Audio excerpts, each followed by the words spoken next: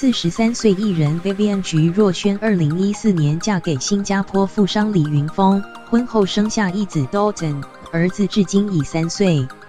近日 Vivienne 透露，儿子反复高烧，一度烧到41.3度，甚至上吐下泻27次，让为人母的她十分心疼，也病倒了。而 Vivienne 的一句话也让大批妈妈网友眼眶红。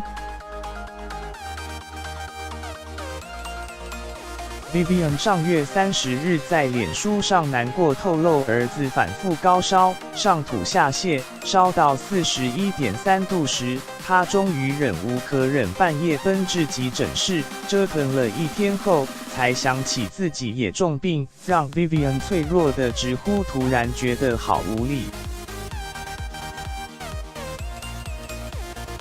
昨天31日 ，Vivienne 更新儿子最新病况。小 V 宝历经上吐下泻27次，几次飞吐在妈妈身上，让徐若瑄非常心疼。她对儿子喊话：“我们交给专业的医生，你是妈咪最坚强勇敢的壁虎哥，加油！如果有选择，让我带你瘦。”就是这最后一句，让万千同为人母的粉丝看了不禁红了眼眶。